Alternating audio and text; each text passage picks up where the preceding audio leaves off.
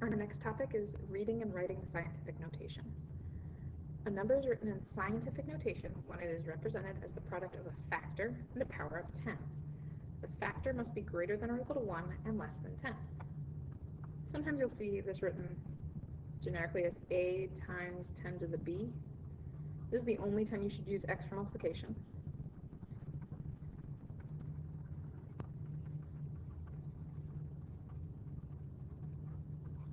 Otherwise, you're talking about a variable multiplication. Oops.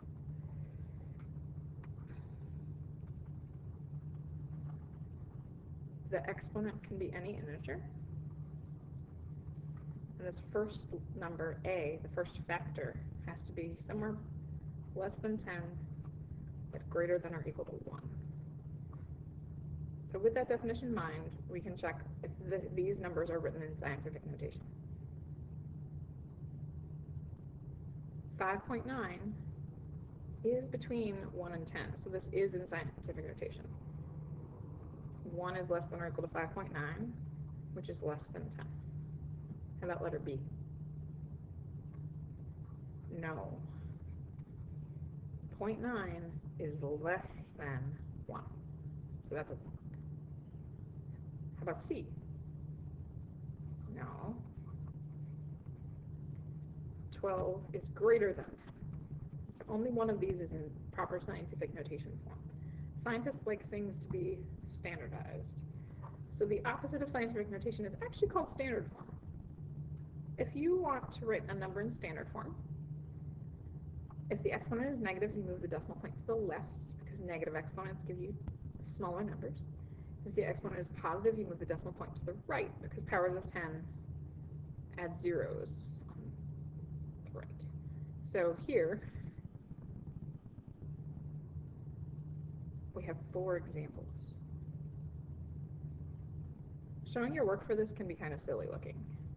3.22, 3 and 22 hundredths times 10 to the third. I'm moving the decimal point to the right. 1, 2, 3 times. I'm filling in this blank spot with a 0, and the number you're writing at 3,220. 3 and 22 hundredths times 1,000 is 3,220. Here, we've got 6 times 10 to the negative 4th. Where's the decimal point when I just write 6? The decimal point is to the right. There's an imaginary 0 there that we don't really care about. Because this exponent is negative, we're going to move the decimal point to the left. 1, 2, 3, 4, and fill in the blanks with zeros. I don't have 4 zeros, I have 4 spaces moved. So I've got tenths, hundredths, sorry, that decimal is looking weird, thousandths, 10,000ths.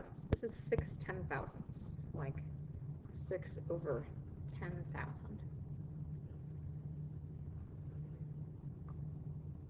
What do you think this will be? 1.285 times 10 to the 7th. We're moving the decimal 1, 2, 3, 4, 5, 6, 7. It's not 7 zeros, it's just 4 more zeros. It's moving 7 places. You get 12,850,000. 8.4 times 10 to the negative 5th. This one has a decimal point, unlike part B.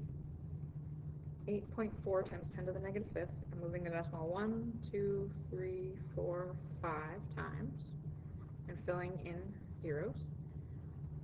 So I'm going to have 4 zeros, 1, 2, 3, 4, and then 84. Because of the way the place values work, this is tenths, hundredths, thousandths, 10,000ths, 100,000ths, millionths. This is 84 millionths, which is very, very, very small.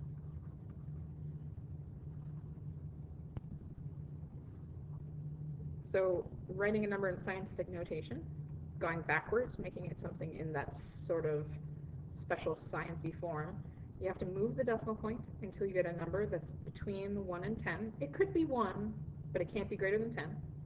And you count the number of places you move the decimal point. That's going to be the exponent. So again, if there's no decimal, it's on the right. I'm going to move the decimal until I get a number between 1 and 10. It's going to have to go here.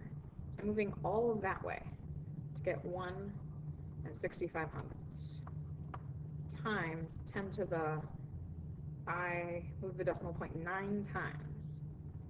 Because this is a really big number, it's a positive exponent, because that's, well, this ends up being 1,650,000,000.